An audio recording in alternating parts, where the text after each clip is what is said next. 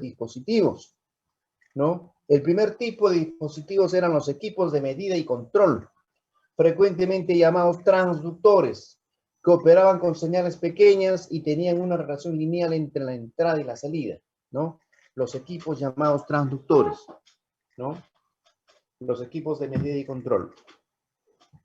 Segundo, eran los equipos que eran capaces de ejercer una fuerza, ¿no? Los equipos como los relés, los solenoides, los electroimanes. Era otro tipo de equipos. El primer tipo de equipos eran los micrófonos, altavoces, megáfonos. Y el tercer tipo de equipos era los equipos que eran capaces de realizar un proceso continuo de conversión de energía, tales como los motores y los generadores. En este grupo teníamos a los motores generadores de corriente continua y a los motores generadores de corriente alterna. Básicamente las máquinas eléctricas estáticas y rotativas gozan del principio de reciprocidad o de reversibilidad. ¿Qué cosa quiere decir eso? Que pueden trabajar con su mismo circuito como motor o como generador. ¿Cuándo trabajarán como motor? Cuando reciben energía eléctrica de entrada, y esa energía eléctrica de entrada entra dentro de la máquina, hay fenómenos de campo magnético, interacción entre los campos del estator y rotor, y se genera el movimiento mecánico, el par mecánico. O sea, se transforma la energía eléctrica en energía mecánica, y viceversa. ¿Cuándo trabajarán como generador? Cuando esa máquina en su rotor es acoplado con un motor primo, motor auxiliar, se le da potencia mecánica, se le da velocidad en el eje, y esa velocidad genera una fuerza electromotriz que al final de cuentas se traduce en una energía eléctrica de salida. O sea, la máquina convierte la energía mecánica en energía eléctrica. Eso eran básicamente los tres equipos donde vamos a estudiar, ¿qué cosa? El fenómeno de conversión electromecánica de energía. En este curso de máquinas eléctricas 1, solamente vamos a estudiar los equipos de las dos primeras categorías, es decir, los equipos de medida y control y los equipos que son capaces de ejercer una fuerza. El tercer tipo de equipos que consiste en los equipos que realizan un proceso continuo de conversión de energía, o sea, los motores y los generadores, lo van a ver ustedes en el siguiente curso de máquinas eléctricas 2, con el ingeniero Luis Rojas Miranda. Él es el profesor del curso de máquinas eléctricas. Ahí van a ver todos los tipos de máquinas eléctricas, máquinas de continua, máquinas alternas, máquinas asíncronas, máquinas síncronas, máquinas que utilizan sistemas de generación, distribución y utilización de los sistemas eléctricos de potencia. Muy bien. Entonces, ¿qué cosa hemos planteado?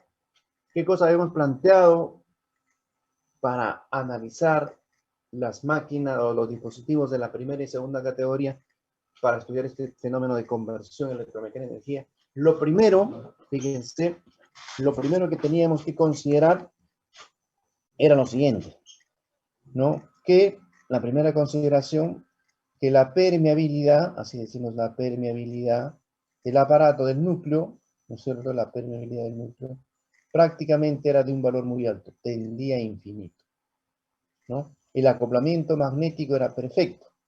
¿Esto qué implicaba? Implicaba que el flujo magnético circulaba libremente en la trayectoria magnética. Quiere decir que la resultancia magnética, así decimos, la resultancia magnética del material, si la permeabilidad es infinita, ¿cuánto valía la resultancia magnética? La resultancia magnética valía 0, ¿no es cierto? El acoplamiento era perfecto, ¿no es cierto? Y, ¿qué decíamos? No hay flujos de dispersión. No se consideran, ¿qué cosa? Los flujos de dispersión. Flujos de dispersión 0, así decimos. Flujos de dispersión. Flujos de dispersión, no hay flujos de dispersión. Flujos de dispersión 0.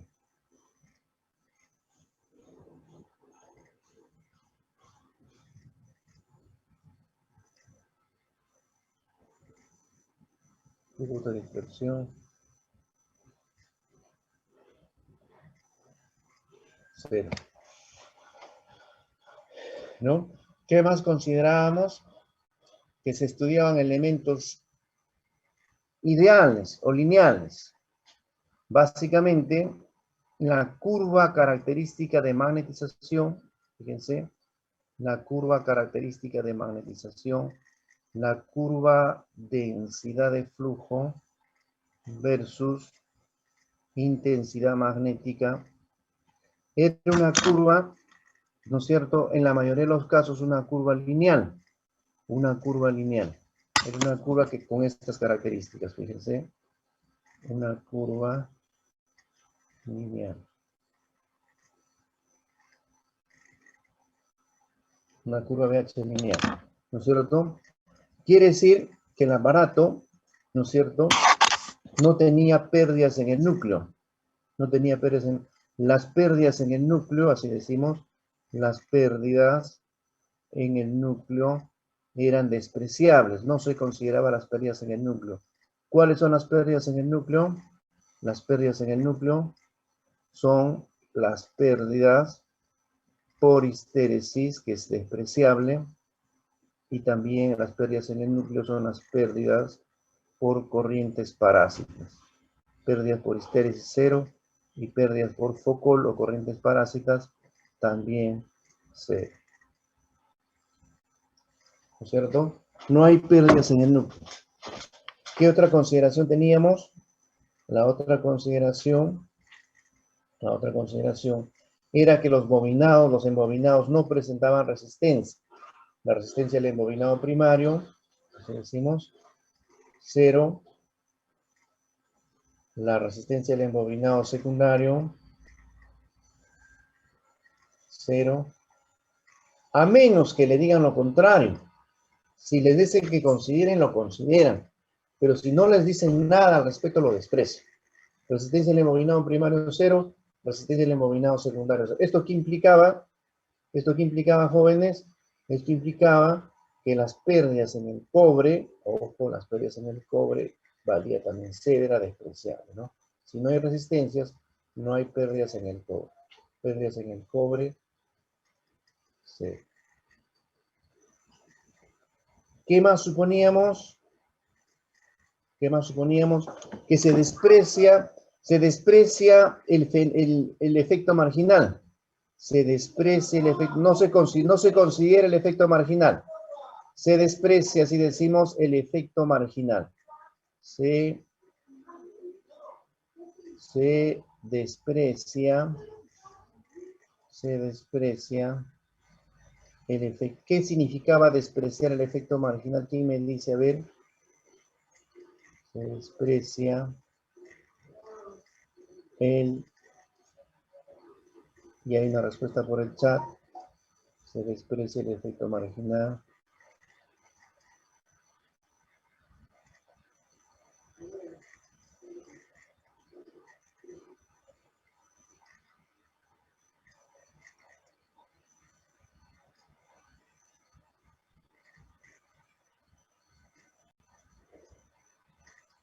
Vamos a ver qué dice el chat, si se desprecia el efecto marginal. Las áreas son igual, tal como lo dice Loaiza. Está muy bien, Loaiza. ¿No es cierto? Dice, se desprecia el efecto marginal. Si se desprecia el efecto marginal, se considera que el área, así decimos, el área en el material es igual al área en el entreguero, ¿cierto? El área, así decimos,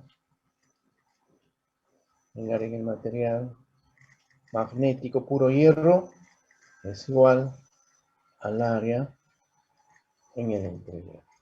¿Y esto qué implicaba? Esto implicaba de que teníamos que considerar que la densidad de flujo en el material era prácticamente igual a la densidad de flujo en el entreguero. ¿No es cierto? Esta era la consideración. Y como última suposición, ¿cuál era la última? Que se desprecian las pérdidas mecánicas. Se desprecian las pérdidas mecánicas. Muy bien. Pérdidas mecánicas despreciadas. Eso tienen que recordar, jóvenes, siempre. Pérdidas mecánicas despreciables. Pérdidas mecánicas despreciables.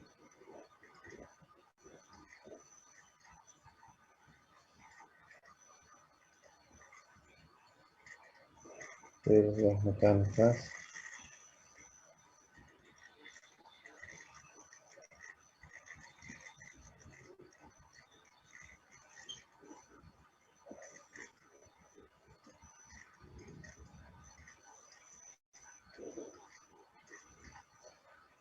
Esas eran las 5 consideraciones que tenían que tomar en cuenta. ¿Alguna pregunta al respecto? ¿Alguna duda? ¿Qué significa despreciar las pérdidas mecánicas? ¿Qué tipo de pérdidas se desprecia? Las pérdidas Las de rozamiento y ventilación. Ventilación y rozamiento. Fricción, si es una máquina rotativa, fricción en los cojinetes, pérdida por fricción en los cojinetes, pérdida por fricción en las escobillas despreciables. Y pérdidas por ventilación también despreciables. Esas eran las 5 consideraciones que teníamos que hacer, ¿no es cierto?, al analizar un problema de conversión electromecánica de energía. Entonces, hagamos un repaso de lo que vimos en la clase pasada. Fíjense, hagamos un repaso.